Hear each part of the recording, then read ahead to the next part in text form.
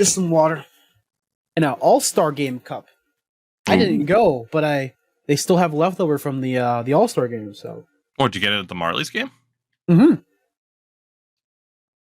Because they played at Scotiabank instead of at Coca-Cola Coliseum. Oh, yesterday? Yeah. Oh, that's cool. I didn't know that. Yeah, they do 3 games a year at Scotiabank for different like events. This one was for Family Day. They had one before that was for like Christmassy kind of. I think the next one's just like Easter. No, next one's St. Patrick's Day. So like a specialty game or event, they'll throw it over at Scotiabank, which is pretty sweet. I mean, Devin Levi had a 53 save fucking amazing butt sucking event, so. Well, welcome everybody. There's your cold open to the Tougies Take podcast as you learn a little bit about the Toronto Marlies and Devin Levi, although you probably already knew he was good, unless you're a very depressed Sabres fan that's upset he's not just a little bit better, much like the Sabres in general. I'm back with Endo. Endurance. We are back. Ken was here now. Hi. After an entire week's delay from me being a terrible friend, but also a good friend. I will explain. So okay. I did the solo show at the end of last week explaining, well, Sin's in Finland, so that complicated our schedule. And Endo was ready all week.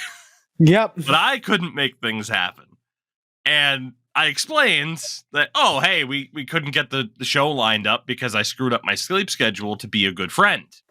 I mentioned the AEW event that's going to be in Boston next month and how I had to stay awake to make sure I could secure tickets. So a buddy of mine that's going through a rough time could have a bit of an escape. So that happened, but then that totally screwed us out of doing a podcast together last week. And I was a bad friend to you to be a good friend to somebody else.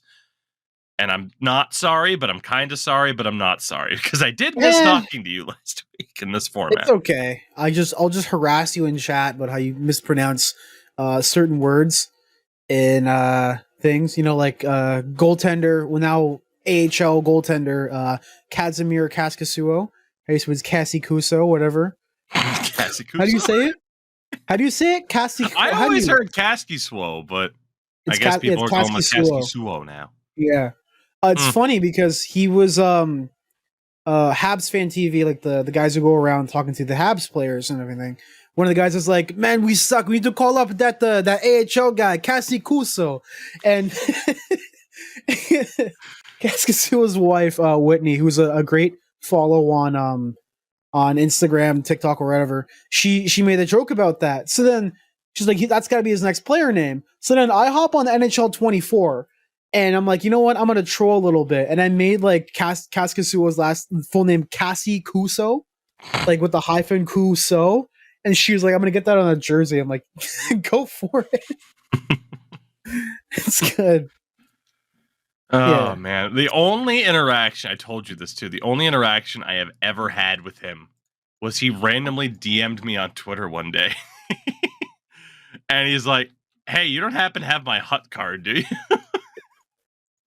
I guess he was looking to do something. He was looking to do something content-wise for like NHL 22. Mm-hmm. Yeah, that's the only interaction I've ever had with that guy. I've messaged him a few times. I think my favorite interaction was after the game. There was a giant scrum in the Marlies end, and like it was like 2-0, and they're just going at each other. And then I just panned the camera over to him, just chilling on the net, arm on the sleeve over here. I'm like unbothered, like flourishing, like what is it? What's that meme where it's like unbothered, like nourishing, moisturized, like flourished or whatever. And then he responds, I was like, "I'm just tired, man." I'm like, "This was the first period. What are you talking about?" No, but my another interaction I had with him, just to go off on a tangent, is he was streaming like stuff on Twitch because he got a partnership with the Leafs. And he's how I got a few contacts with the MLSC and all that, whatever. He was like, "You're just practicing it." I got to play with him, which is pretty cool. And then I'm an idiot. I'm like, "Oh, so you're getting some ice time?" He's like, "Yeah, I get some ice, whatever." This is during lockdown, everything shut down. I'm like, "Oh, so yeah, so where you playing?" He's like, "I can't answer that." I'm like, Right. I'm sorry. I'll shut up now. Yeah, good guy. Well, I always love to hear stories of your goalie experiences one way or another. Yeah. And I was going to wait, but I honestly want to know your thoughts on this now before we get into viewer questions. Imagine this. We're actually going to start off an episode of this podcast by talking about hockey. Did you see the Jordan Binnington incident that led to a $5,000 fine? Yes, I saw it. The guy was going behind the net. I think it was Letang going behind the net, went in front, and Binnington elbowed him in the face. I don't think that's what happened. Is it? Not this particular incident that I'm referring to. So they were playing the St. Louis Blues, and Jake Neighbors went around the back of the net, and the knob of Jordan Binnington's stick hit him, that being Jake Neighbors, in the face. Okay, I just linked it to you unless you're looking at it now. Um, My question to you, as someone who essentially plays goalie on a daily basis, was that intentional? Because 100%. my outside opinion is no. 100%. 100% intentional. Really? I'm looking back at it right now, he looks over at the beginning of the video you sent me. He looks over to Evangelista, right? He's on the right side of the net. He looks over Evangelista. He goes over there, looks back over, knows that Evangelista is coming right around, raises his arm up to hit off the post or whatever. Hits him square in the mouth. That's on purpose. I've done certain things in that. I'll devil's advocate here. I've maybe necessarily embellished certain calls because in my league they don't really call things on goalies. So if I get hit in the head, I might sell a little bit. I typically don't like selling and doing stuff like that. I'm not a fucking WWE, AEW wrestling performer. I'm a goaltender. I'm not going to sell. But if I have to get a call when the ref's not making any calls all game, then I'll do something. This right here, 100% intentional. Just the way he looks over and checks over and tries to sell it as if he's gonna hit his, reset himself off of the post. It's intentional, 100%. I've seen the way he resets off of the net and everything in previous games. Never does that. So I'm calling it as an intentional act to injure or get in the way of someone. I've done stuff where, a guy body checks my teammate over there and I tap the guy as he's passing by, I tap him on the legs. And the guy's pissed the entire game, yelling at me, screaming or whatever. I'm like, you're going to hit my guy in a non-contact league. I'm going to give you a little something like that. I'm going to stand up for my teammates because they stand up for me as well. This, though, is just stupid. Two things from me. One, I don't know why I confused Luke Evangelista with Jake Neighbors, who was a teammate of Jordan Binnington. I was going to say, wait a second. Is that Binnington is he's in a tough spot. Now, he was fined $5,000 for this, so it's not like he was suspended or anything like that. He's in a tough spot because I do think that a lot of people view this as him not intentionally doing this. The problem is he no longer has the benefit of the doubt. He just doesn't. It would be the same thing as if there was some similar situation involving Brad Marchand. No matter what, he is never going to get the benefit of the doubt, even if something was accidental. It'll always be viewed as, no, that was on purpose.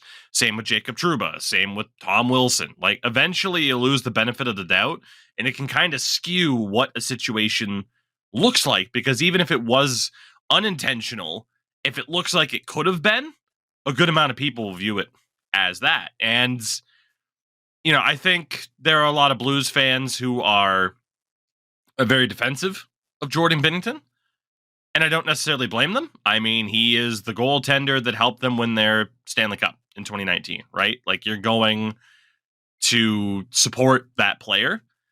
But at the same time, everybody that's watched hockey over the last couple of years knows that he is the guy to pull a lot of bullshit, the fighting, the swinging your stick towards someone's head, even if you're not, even if you're trying to get someone to flinch, it's still a dangerous dickhead thing to do.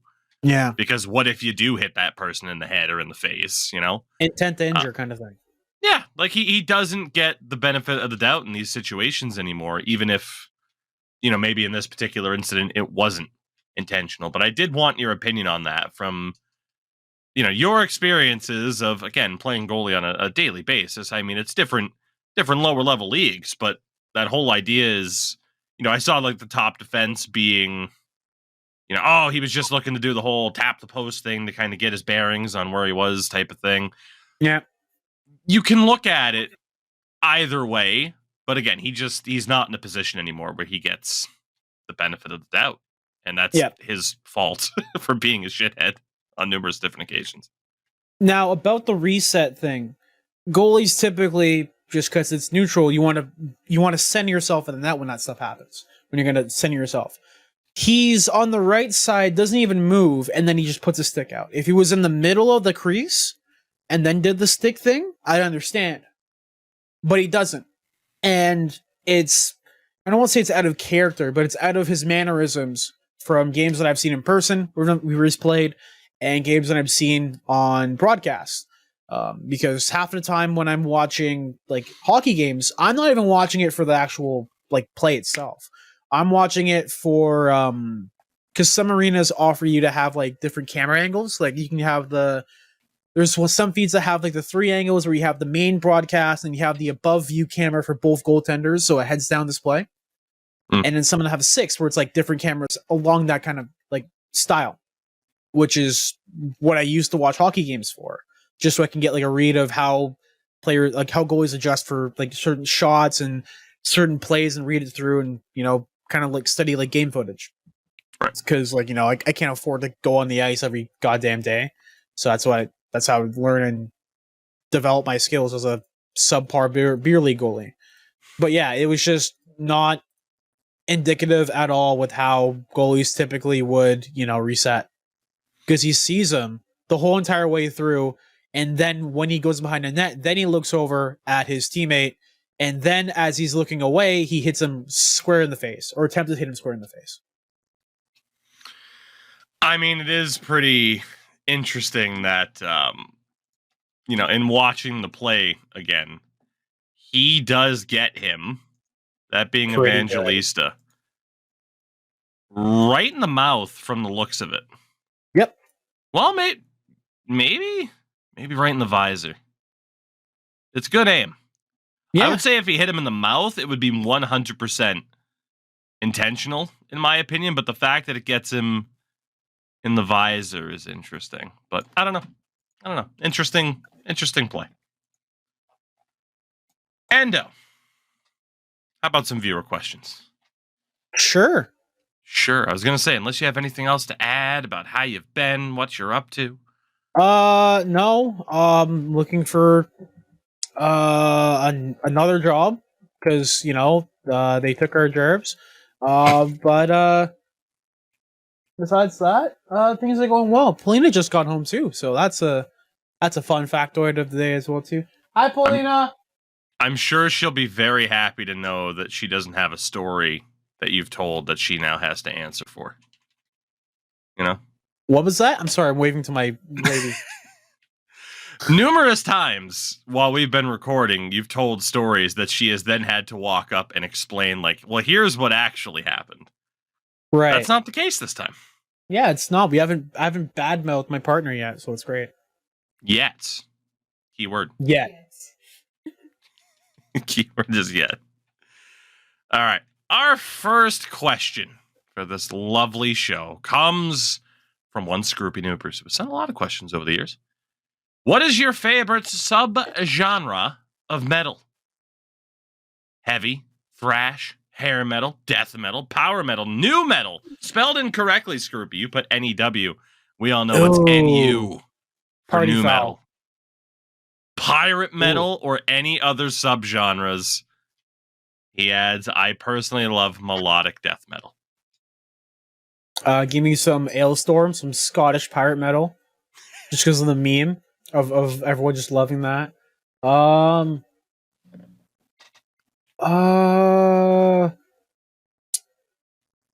been listening to a lot of new metal I because think like a new lot of metal people had like have. a It's been on weird the like comeback trail. yeah, it has like just Corn and fucking Limp Bizkit has been like the biggest like resurgence out of all of them because of the memeability of them. Mm. What are you doing? I fed her. Don't double feed the Okay. cat. She's big enough as it is. Sorry, Muffin.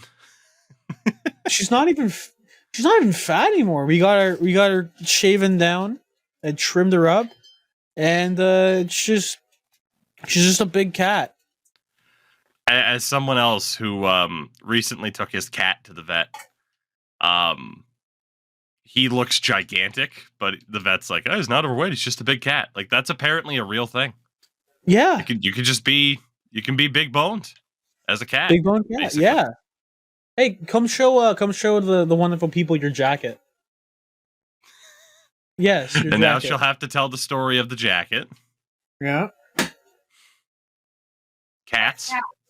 It's got, Math on it. So it's got many cats. and math. Yeah. Your two favorite things. And one of those things is literally trying to kill me. And it's not cats, it's math. Ridiculous. It's great. Favorite genres of metal. Just regular metal. Dad metal. Ooh, dad metal's good. James Hetfield just yeah, ma, yeah. Oh my god. My favorite meme album is Saint Anger. Just banging on a trash can. Oh my god. Hold on. It's just like Oh god. where is it? That is basically what the drums in Saint Anger sound like. It's insanity. Flush it out. You flush it out.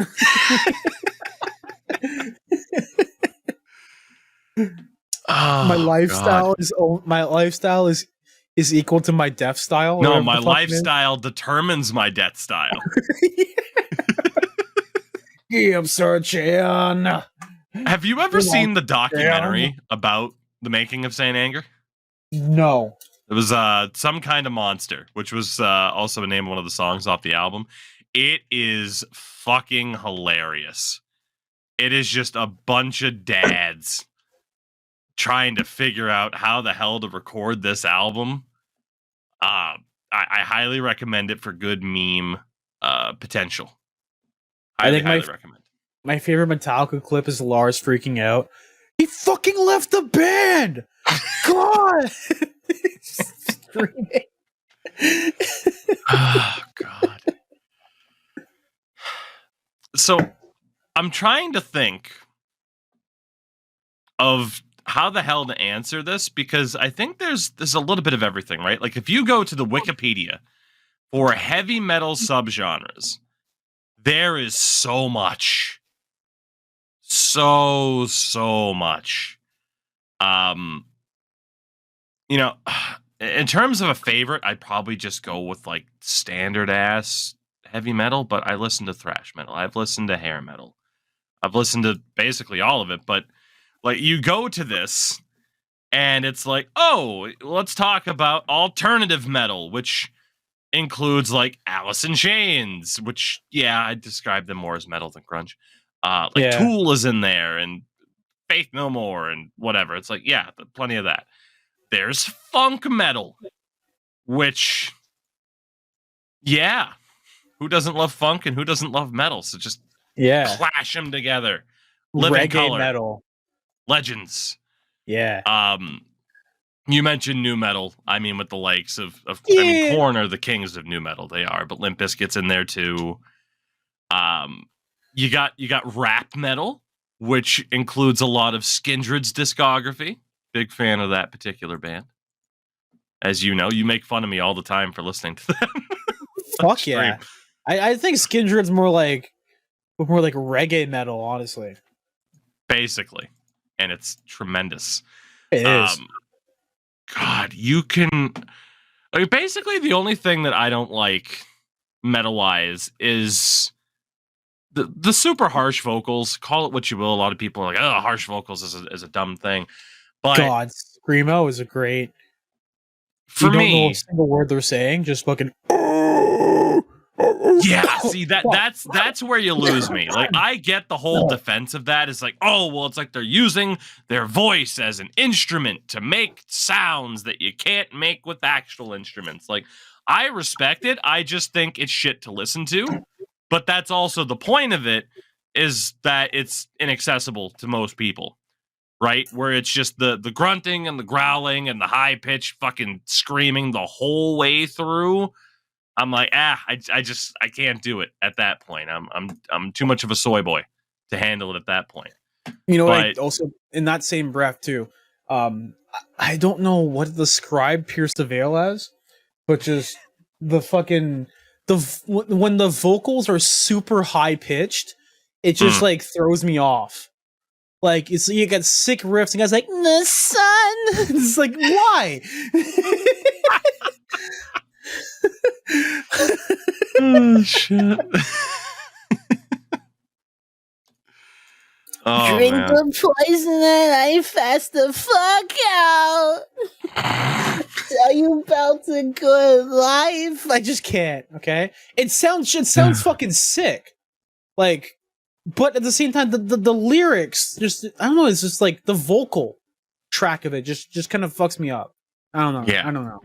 Yeah. No, I agree. Like I said, I think from most of the subgenres of metal, I think I could pretty much find someone's like, all right, I can get into this. But am I immediately going to be going towards the death grind subgenre? No. Am I going? Sorry. It's just accurate. It's like a fucking like a dog just on a leash, like a freak on a leash, just going at you like you're at the like you're trespassing. It's like, oh, Bessie's gonna get you. Just go.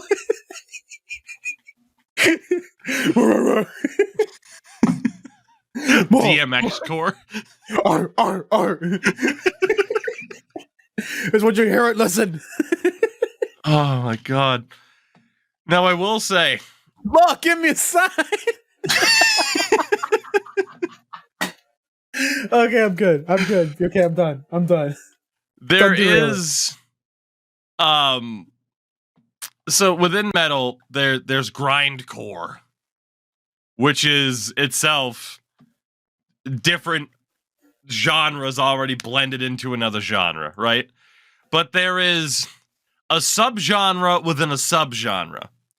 If grindcore is already a subgenre, there's another subgenre of grindcore called porno grind.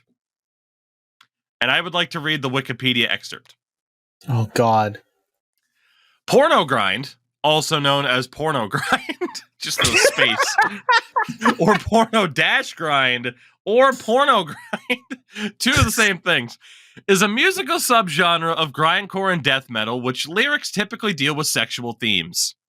Oh Natalie yeah. Purcell's book, Death Metal Music, The Passion and Politics of a Subculture, suggests that porno grind is defined solely on the basis of its lyrical content and unique imagery, its focus on pornographic content. It gets better. Purcell notes that bands like Gut, a German grindcore band, include simpler, slower, and more rock-like songs. The artwork for porno grind bands' albums is noted for its extreme and potentially offensive nature, which would, quote, keep them out of most stores. An example of the genre is the German grindcore band by the name of Cock and Ball Torture. Yeah, buddy. Some of these are hilarious. I'm seeing them. I just looked up porno grind. Great, that's on my fucking search history now. Thanks, Cody.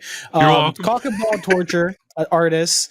Romy Prop, Torso Fuck, and Libido Airbag. All one word.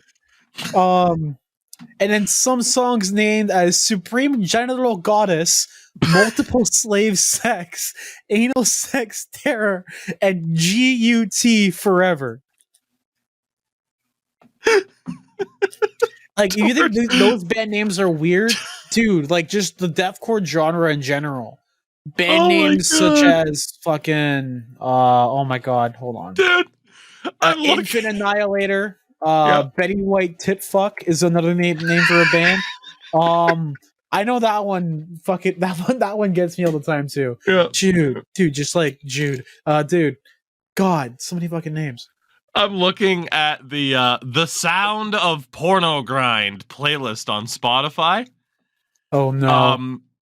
Skip about a minute ahead because there's some interesting words in here if you may be sensitive to that sort of thing. Too late now. The number one song on this playlist is a song called AIDS Cocktail by Erotic Gore Cunt. The next song is Baptized in Cum Shots by Clitorape.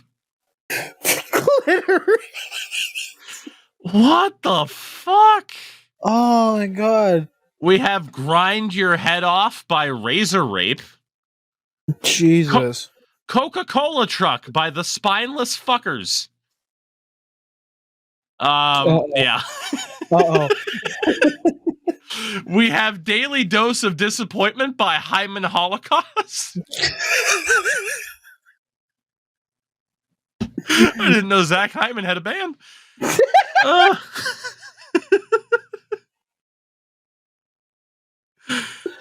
Oh, fuck. Oh, we got different bands with the name Bloody Diarrhea and Vaginal Diarrhea. There's a difference, you know. From Vile Disgust comes the song My Dick is Out of Control. Truth. This is insane. From Analcoholic comes Cum Shot Attack. And maybe the best name of them all, Vaginal Berserker by the band Fucksaw.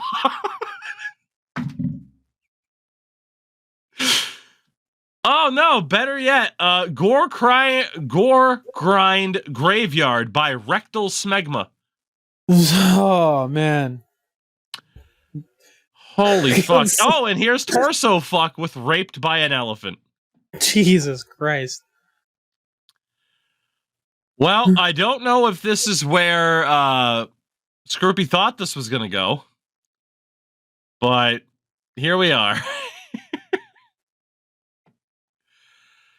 Okay, I am closing Spotify. Jesus Christ. So yeah, basic heavy metal's dope.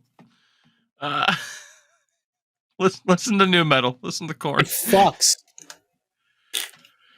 Whew. All right. Well, from Analcoholic to Pens fans question, with the passing of CFLer turned actor Carl Weathers, who is your favorite pro athlete turned actor? Turned actor? Okay. If you're gonna say turned model, it would be Brennan Williams, aka Mace.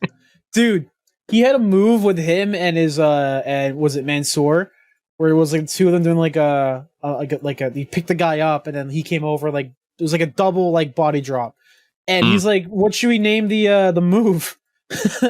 And I'm like, top to bottom. And he liked it. I'm like, yeah, this is awesome. Oh, it was great. So, and like all their wrestling jokes have been just about like being gay and getting back shots. Oh. Oh fuck. Oh, it's so great. Oh, it's great. Yeah, he's my favorite. But I mean, like UFC, like wrestler turned actor. I don't know. I mean, just it the athlete turned actor? It doesn't necessarily have to be a wrestler. Okay. Although it could be John Cena. Who knows? Yeah, he's been in a lot of things at this point. Yeah, it could be John Cena. John Cena. I think I have an answer.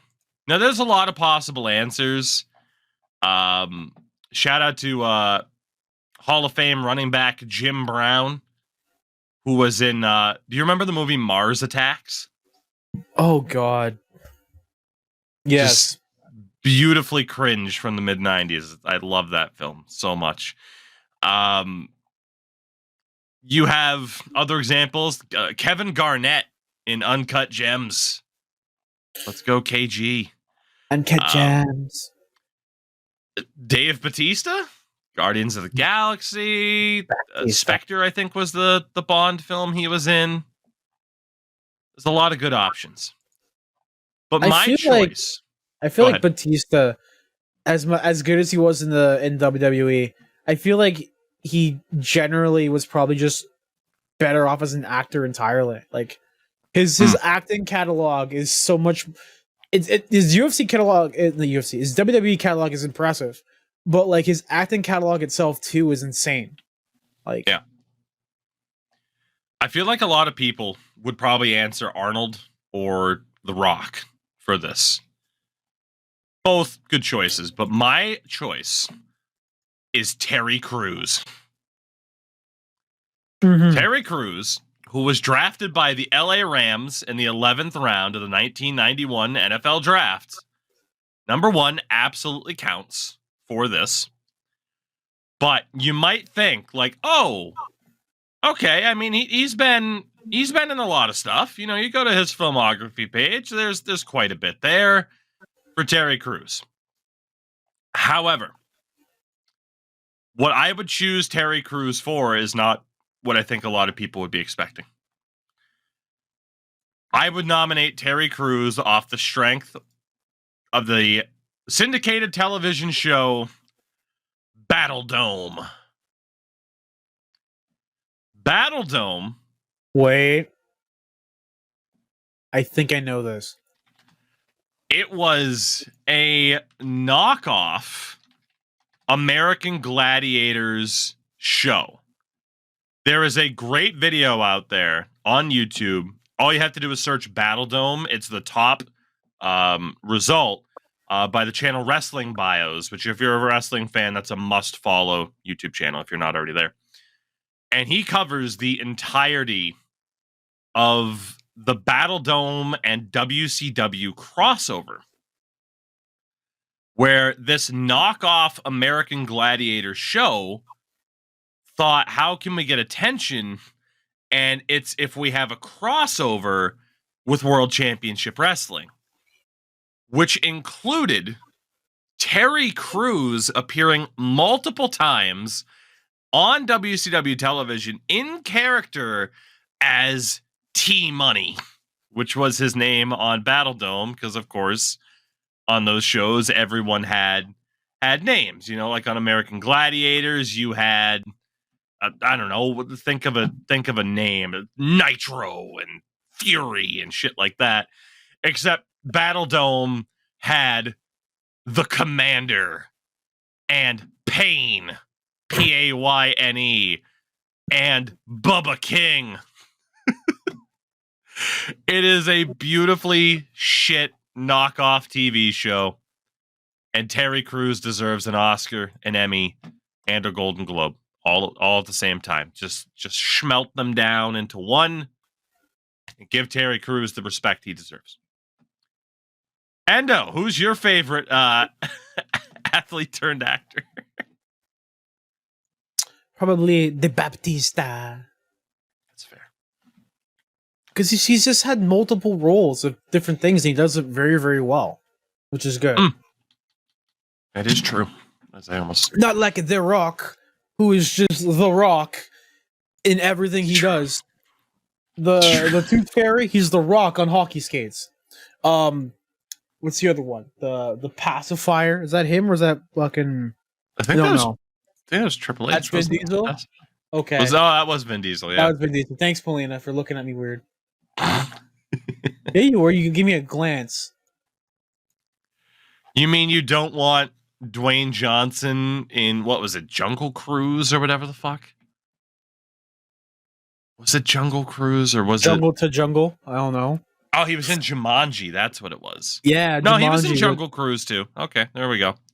Yeah, there we go. It's just The Rock. It's just himself. Yeah.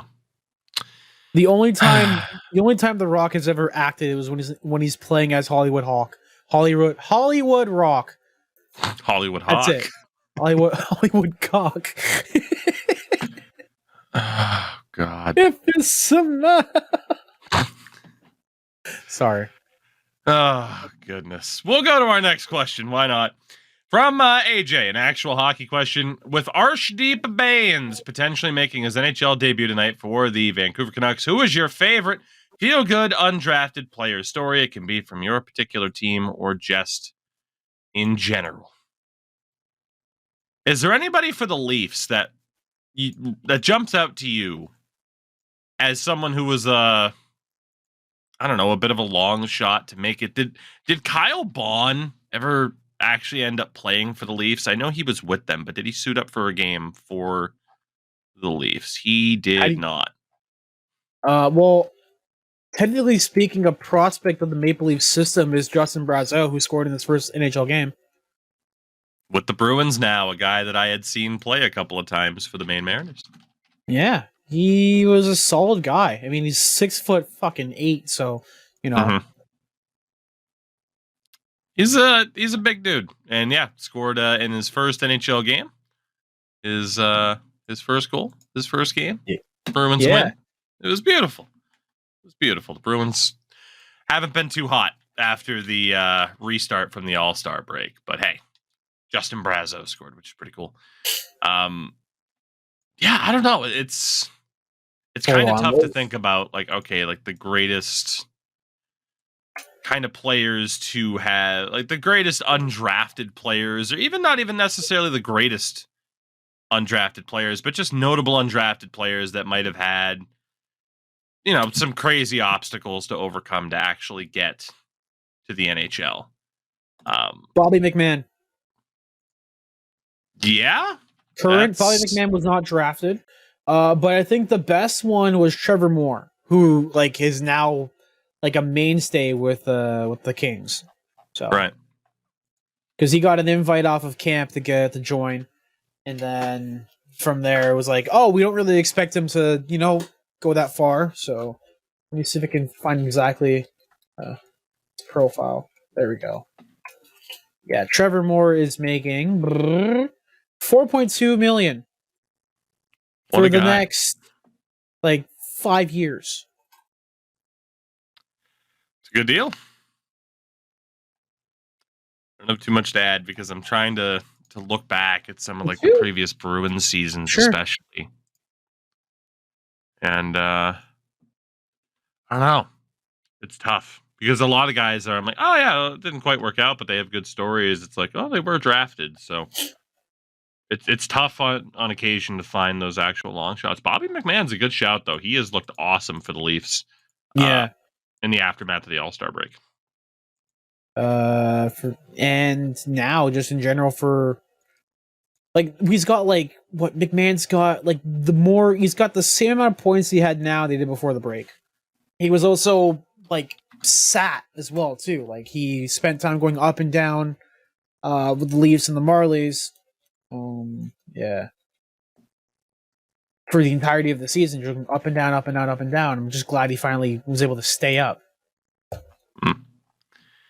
You know, it just, this conversation has made me think back to a set of books by Ken Reed that I haven't actually gotten the chance to read yet, but he had the book One Night Only, which covers guys who only played in one NHL game. And then he also had another book that covered people who only scored one goal. And I'm sure those particular books have great examples. For me, I don't know, like Bobby Robbins came to mind for the Bruins. Like he made his NHL debut, got in a fight with Luke Shen. I think suffered a concussion in that game and only played like 2 more games. I mean, there's a lot of different stories like that. But yeah, that's a loaded question. There's also another one recently with I think Rempel, because he got into a fight with Matt Martin of all people during the Matt Rempe during the Rempe during the Stadium Series. Which, did you watch any of that? By the way, either of the 2 games? No, but I saw a Tommy DeVito reference with the little hand Yeah. going there. Giants That's all I legend care Tommy about. DeVito. Definitely. Oof. Yeah, good Um, shout to Matt Rempe, who he was a 6th-round pick, so like you did get drafted, but still a 6th-round player within 3 years getting your first NHL game. That's impressive. Yeah, He was I an mean, AJ and WHL player, so congrats to you. Like he is. I'm looking at his like point output here. Like, when he played in the dub and the A, wasn't that bad. I mean, his last year he had 23 points, 56 games, 93 penalty minutes. But he's probably just like mostly an enforcer. Averaged half a point a game in the playoffs, so pretty good. and thinking about that series of games, which I didn't watch too much of the Stadium series, Rempe was probably the highlight outside of like the Rangers comeback against the Islanders, but he became the first player to debut at an outdoor game, and literally like after a second on the ice, ended up fighting Matt Martin. And you were kind of mentioning like his goal scoring pace. His hockey fights page is significantly more expansive than anything points wise. He likes to fight Yeah, a lot. That Matt Martin fight was his 8th fight of the year already. yeah. So he drops the gloves Hey, on. Tig, let's check his fight rating live on NHL 24. Oh God, yeah. I'll have you load that up. Don't make me do that, please. But yeah, that'll be the good test. Is I think my I capture really try is not crap. to think about NHL ratings right now because they're never good. Yeah, I'll do that. They're right never now. good. Yeah, if you can look that up, feel free. I'll get to our next question from AJZ. What's one player on a rival team that you despise but respect? And while Endo looks up the Matt Rempe information, make sure it's the most recent roster update, by the way, from them. I'm intrigued. I don't really view hockey in a way where I'm like, oh, here's this guy on the Montreal Canadiens. I'm a Bruins fan, so I hate that team. And I especially hate this guy. Like, I just don't really view it that way anymore. Like, don't get me wrong. Like, I'll never really root for the Habs. I won't be cheering in the streets if they were to win a Stanley Cup, but there's not necessarily that guy where I'm like, yeah, screw that guy. I mean, it depends on who you call the Bruins rival at this point. Like, we've had that conversation before, too. There are some players that I think are incredibly cheap and dirty players, but I don't know. I don't really view hockey the same way as I used to, as to where I'm like, oh, Matt Cook, what a scumbag, or Mike Ribeiro, what a scumbag. Like, I don't really view it that way anymore. Yeah, agrees. I feel like over time I kind of just disassociated from the whole my sports team is the best sports team and fuck your sports team mentality that affects a lot of North American, or just not even just North American, but just Everybody. Sports fans in general. On Earth. Yeah, like I just I can appreciate the sport and the art of of hockey and how it's played. And I was looking up right here. Who are the farm team for the Hartford. thing again? Right, Hartford Wolfpack. Wolfpack. Going. Rampe. Let's see. Edit player. Drum roll, please. He's a 69 overall. Nice. And let's see. Skater details. No, let's wait. I can reveal this live on the actual thing as well too, because I'm using it. Often they got one right. Hey, look at that. They did it.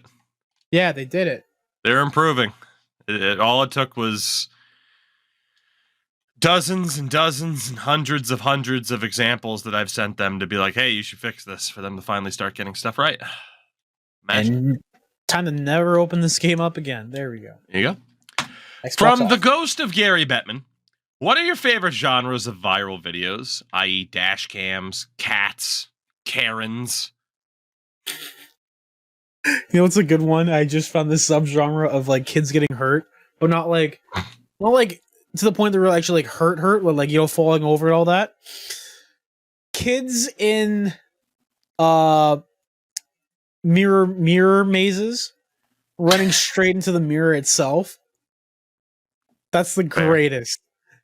Because I noticed when you're a kid, you lean with your head, right? Your head's always the first thing to go. So they just fucking bum. And it's always like a hollow sound, like a pung. My favorite is always the parents who are trying not to laugh. Fair. Like they're like, oh, just cuts to the next video. Oh man, I'm trying to think because, like, I'm not one to like scroll TikTok a ton. Part of me wanted to troll and be like, oh, any video that has the fucking lady TikTok AI voice. LOL. Yeah, Jesus Christ! I Like, fucking hate that so much. I think everybody does. I'll just give me videos of cute dogs, man. That's it. That's what I want to see, is just cute dogs doing cute things. That's what I'm here for at this point. I don't have a great answer for that because, again, I don't watch a ton of stuff like that. I don't search out dash cam videos or anything like that. Watching crazy people do crazy shit, I'm like, I don't need it. From Roussel, if you could guarantee your favorite team would win at least 5 Stanley Cups in your lifetime, would you do it if you were forced to work at McDonald's? I'm looking for a job. I want money, okay? I'd do it. You want money and you'd get Stanley Cups out of it. Yeah, exactly. I mean, I don't really get any benefit. I didn't win the cup. I didn't do anything. I didn't get the pay bonus. I just have a job. Right. I need that's why job. I wouldn't do it, because I don't care enough about championships to be like, cool, let me take a job where the employer doesn't really give a shit about you, where customers are going to talk to you and treat you like garbage. Fair enough. And I have to smell like French fries all the time. It's, to me, it's just not worth the Stanley Cup. I can really the only people I could see accepting this are people who have never seen their team win. I can't imagine a Tampa Bay Lightning fan being like, "Fuck yeah, give me 5 more cups," you know? Like, if you're like a lawyer in Tampa, you're not trading in your job for 5 more Stanley Cups to work at McDonald's. You're not doing it. Am I wrong? No, you got a point there. Thank you. You're welcome. My answer is no.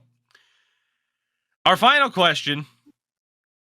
In honor of Curb Your Enthusiasm, have you ever seen a single episode of that show? Yes. I haven't. I haven't. All I know is that Larry David is a bald man. It's just what happened to Larry David randomly in his fucking 30s kind of thing. That's all what Curb is. It's all what really Seinfeld is too. Like, it's just what happened to Larry David, or right. Like, you know, like, because Kramer is an actual guy. Mm-hmm. Like, he was a real person named Kramer, and they're like, oh, we got to keep the name. It's like, well, I want all these things. Like, well, I don't know if I can do it. I'll just give him the name, whatever. Just do whatever you want. Mm. Kramer. What is a pet peeve you have that people do that you'd be most likely to confront them over? So what is a pet peeve that somebody has where you'd be like, hey, I'm going to confront you over this pet peeve because it's annoying me or annoying other people?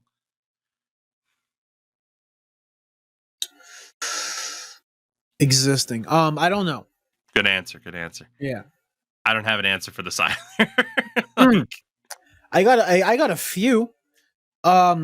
kids on the subway who can afford $200 jeans and like a $500 sneaker, but can't afford like $20 headphones. So they play all their music like that, like whenever on the street. Okay, that's fair. Yeah, people just openly listening to their phones in public places. Yeah. That's fair. Good answer. That's all I can do is agree. Like, yeah, no, something like that works. For the most part, like, I feel like for me, it's just, I feel like it goes beyond pet peeve. Like, if it's bad enough or annoying enough or disruptive enough that it's worth confronting you over, it's no longer a pet peeve and you're being a dick, you know? Like, to me, a pet peeve is something that's very unserious. You know, whether or not, because I've been told the biggest pet peeve a lot of people have about my channel, other than its subpar quality, is the lip smacking. Yeah. Because I have a moist mouth. I'm sorry. I do. And hey, I can't help it. If you don't want me to be choking on my salivia, it's what I have to do. What is the show right now? Where are we? What's happening? How old am I? It's great. Oh. It's something. It is something. That's all I can say. Thank you, everybody, for the barrage of questions. I don't know how much actual hockey we have to talk about. Yeah. Which is the big problem. The only things I really had noted down was that Matthew Nyes dunked on the Coyotes, which who the hell doesn't? You know, he was asked or David Alter mentioned a quote, Matthew Nyes saying he'll have about 50, 60 people going to the game where the Leafs play the Coyotes. Nyes saying, quote, which is probably a section in that arena. Oh, fucking got him. Because people hate the Coyotes and we've been over that and it's boring. Although people will praise them when they announce their direct-to-consumer streaming service called Coyote Central, which, yeah, $25, and you get to watch every Coyotes game for the rest of the year because the whole Bally Sports fiasco going on in the U.S. But it's not news to be like, oh, somebody dunked on the Coyotes. It's not news to be like, holy shit, did you see that game between Minnesota and scoring 10 goddamn goals against Vancouver, and it was nuts. And it's like, that was nuts. It's a fun game. There you go. That's what there is to talk about. Or we can talk about how Auston Matthews scores a lot of goals. Boy, that sure is breaking news that one of the best goal scorers in the NHL is still one of the best goal scorers in the NHL. I mean, it is nuts. Don't get me wrong. He has 49 goals in 53 games. But when that's the entire discourse is like, hey, Auston Matthews is pretty good at scoring goals, isn't he? It's like, yeah. Yes. That's what he's paid for. Yep. He gets paid almost $12 million a season, and next year gets paid 13 and a quarter. Yep. That's what he's paid to do. The only real thing that I could come up with was PWHL related, and it does have to do with Toronto, and that was the fact that the game between Montreal and Toronto put over 18,000 people into Scotiabank Arena to watch that particular game, which, in regards to the PWHL, I'm really glad this season has been what it's been. But I am still really worried about what comes next and if the league can sustain it without screwing it up. Because it feels like this is that situation where it's like, oh, you can't screw this up. You have more goodwill, more of a spotlight on the women's game than we've ever seen. Please don't fuck it up over the next little bit. Please don't. Yeah. But that's just, I suppose, my pessimistic kind of viewpoint of just seeing the history of the women's game and organized leagues and not being able to make the most of the situation and the platform that they have. And this is chief among them. I mean, we have seen the attendance record for women's professional games broken 3 times already in this first season. They can't squander it. And I really, really hope that they don't. But we're not going to know for the next couple of seasons at this point. We saw the first ever trade happen in league history not all that long ago. 2 days ago, we saw Ottawa release Michaela Grant-Mentis, who was a free agent out of camp. So, I mean, we're seeing, the transactional aspect of the league start to kind of take shape and what that might look like. But there's all the promise of, okay, things are looking good from a spotlight on the league, but just don't screw it up.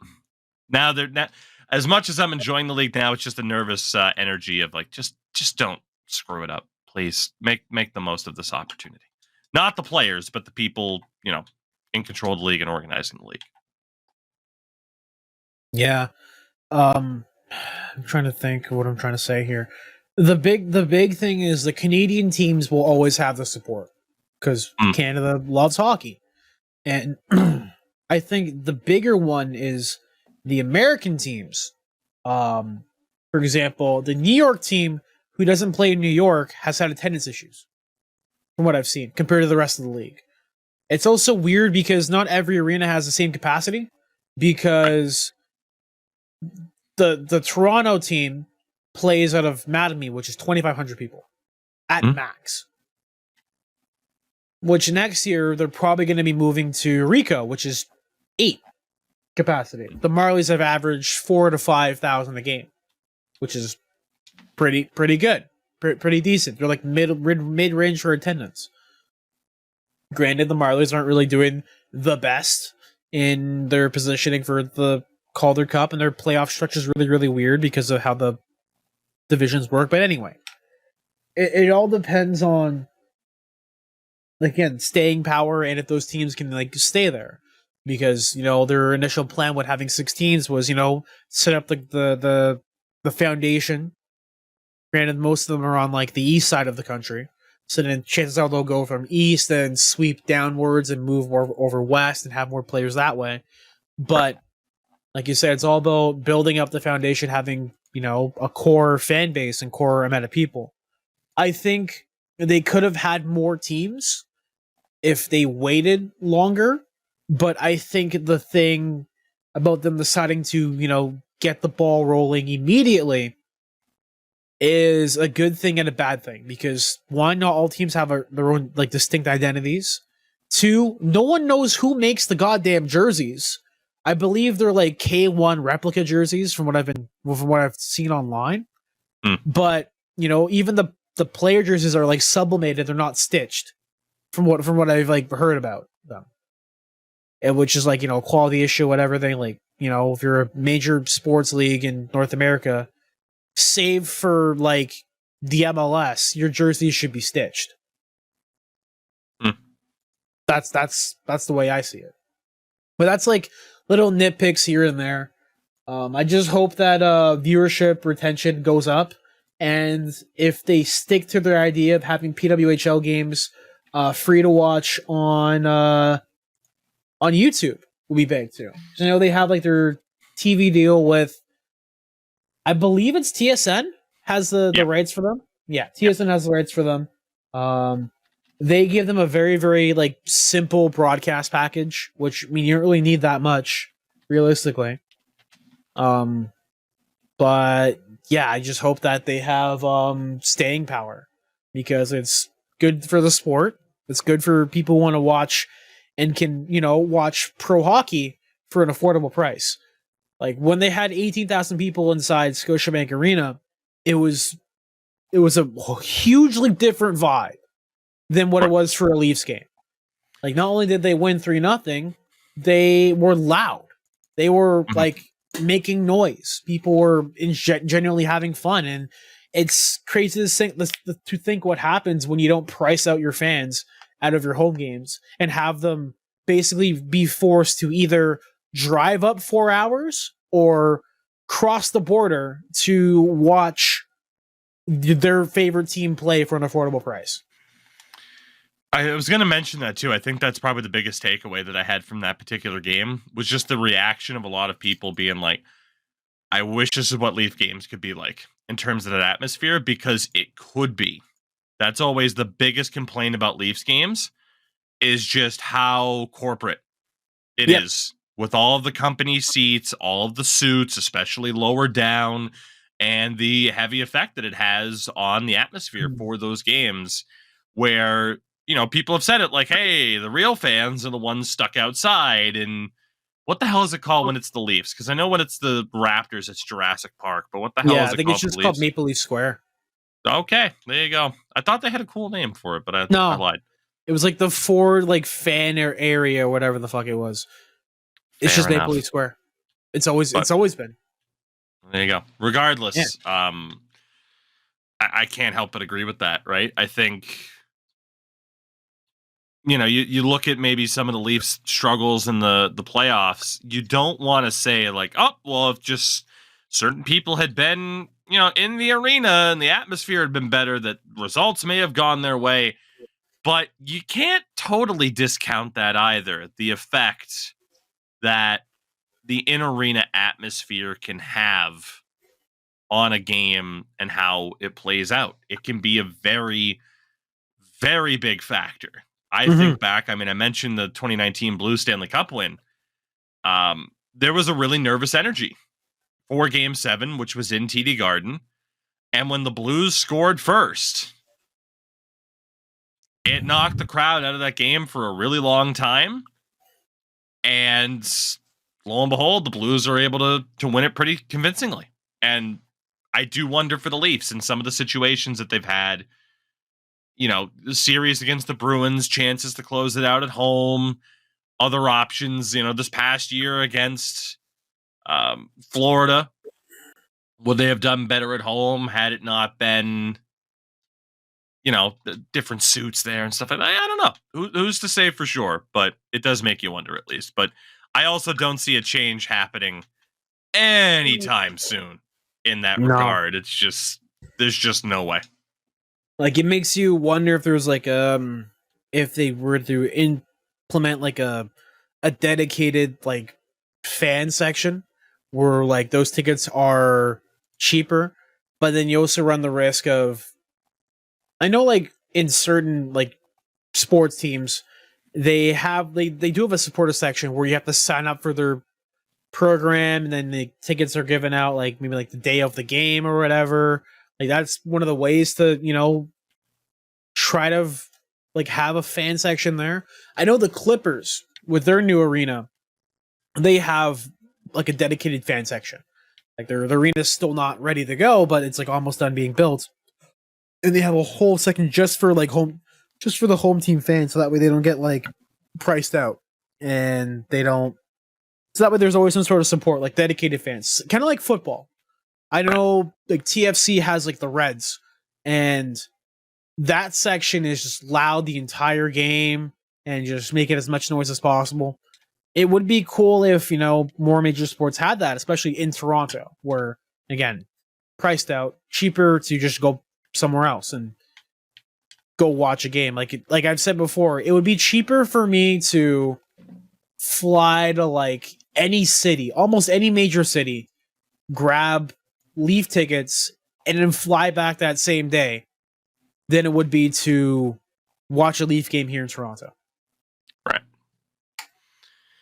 Yeah, I think even if you had that, there'd be some way that scalpers would ruin it. Yeah. You know? You mentioned like MLS, and it works in MLS in soccer culture. Like, I think to LAFC, and they have their supporters section, which is all safe standing. So basically the idea of, hey, everyone's standing, there's no seats, but safe standing is essentially you have rails so that people can't fucking collapse onto one another. Oh, yeah. Yeah. But they have the what is it, the 3252? I think that's the number. That is their, it's like the capacity of that safe standing section. And it's the idea of like, yeah, hey, these are the diehards. This is the loudest section in the game. You used to have that with the Oakland Raiders and the black hole. You know, if you are old enough to remember the Raiders and, you know, number one, when they were where they should be in Oakland, you would have all the pictures of people in these fucking skull masks and fucking spiked shoulder pads like they're one of the fucking Road Warriors of wrestling fame and shit. Like, I can't imagine that scenario in hockey, but especially at a Leafs game with how corporate it is. Like, just to send you a picture really quickly. I just put it in our little chat here. Like, I can't really envision a scenario of what like the Raiders had when they were in Oakland, and they might still technically have it in Vegas, but let's be honest, it's not the same. Yeah. I just can't really imagine that kind of presence at hockey games in the US, at least. You know, I talked about when I went to Finland a year ago and I got to go to a Liga game, how they had the ultras section basically, and how they were consistently the loudest throughout the game, and just what a cool atmosphere that was. And, you know, it'd be great for Leafs regular season games. I can't imagine in the playoffs if you didn't have all the suits there and could actually just have that atmosphere throughout the entire arena. I mean, not too many teams would be able to match that. But hey, it is what it is. Yeah. Maybe someday. There's not much you can do. Like, I'm surprised that MLSC hasn't looked at what what the Rogers has done with the Jays. Because I believe, was it? Yeah, like it's a 50-50 ownership with Bell and Rogers, who own the Jays, which is absolutely insane. I'm surprised those two can come together for something other than gouging out people's phone prices and internet prices to extremely high amounts of money. But we have cup holders now, so I guess that's the reason why. There you go. I'm surprised they didn't take a page out of their book where they have the WestJet fan deck area where it's just all standing room. I know the Leafs give out tickets for the Ford fan deck up on like the 500 level where you can sit down and, you know, watch the game for free. You have to win tickets for it though. It's like a sign up giveaway kind of thing. I know they have that, but the chances of winning that are super slim because of how many people apply and sign up for like the giveaway. And I've never won it. I'm not salty at all whatsoever. No, not me.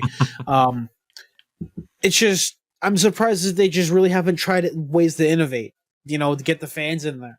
Because the only time I've heard them loud, like super loud, was when there was a girl doing like an intermission game, and the crowd got super fucking loud. And I'm like, that's the loudest I've heard that building genuinely in a long time because of how crazy expensive everything is. Like I've mentioned the story on this here a couple months ago, where I have a buddy on my hockey team who went to a Leaf game in the lower bowl and he was cheering and people were getting mad at him because he was loud because the Leafs just scored a goal. And he's like, you're being too loud. I'm like, I'm trying to enjoy the fucking game. He's like, I'm trying to make a business call right here. Like, it's stupid. But hey, they're a rich team.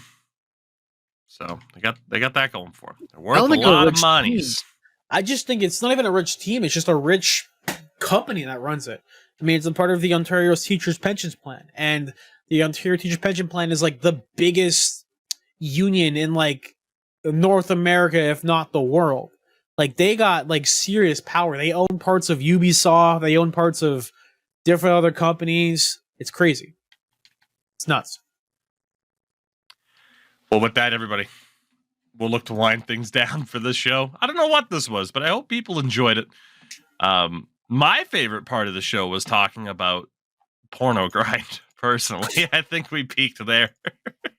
I like the way Tougie talked about sex and other things for a long time. A long time. What's he coming back? Oh boy. Oh, I don't even know. We might not be getting him back, to be honest. I mean, he might just stay over there if he can. We'll see what happens. I think he would. I think honestly he's been dropping subtle hints on Twitter, and I don't think he's coming back. Well, if you want to follow his Finnish escapades, you can do so at Sim for the Win Prod, Sin FTW Prod, and of course, Sim for the Win Productions on the YouTube side of things. Endo, what do you have going on right now that you want to make people aware of? I'm going to play hockey tonight. That's it. I updated stuff on my channel a few weeks ago about possibly doing, more GoPro stuff. I can't find my GoPro. It's somewhere around here. I keep seeing, excuse me, I keep seeing it, and then I'm like, oh, here it is. I'll put it over here, and then I don't put it where I say I'm gonna put it, and then I just can't find it. So I'm gonna try and find it today. Probably after we record this podcast, and go look around and get things hooked up, and start going and recording and putting stuff out there. I want to record my team's playoff run because we start next week, and I want to get that going for content, which would be fun. In the meantime, I am continuing to grind out a whole lot of NCAA football content, which I will continue to be playing in the meantime, at least until MLB The Show comes out, because I don't want to give the WWE any of my money for their new video game. Even though we have fun on that video game every year, the company's fucking gross. So I think I might abstain this year. I have an idea. Okay, I'm intrigued. Get it on PC. I don't want to get it at all. All right. Pander to your fans. And for a PC copy of it. We'll see what happens. Somebody did that before in terms of being like, hey, I want to see you play this game. Here you go. But I will. Fuck, why not? Happy birthday. Jesus. Here you go, right? I guess so. Yeah, maybe. Who knows? I should get... I should have some money coming in, so who knows? I'll just buy it for your birthday. Whatever. We'll see what happens. Happy we'll birthday. See you next time, everybody, where I'll be a man. I'll be 30. That's going to be weird. We'll talk about that next time. Until then, I'm old, and we'll see you next time. Like a Sharpay puppet, old looking fuck. Ric Flair. Butt sucking.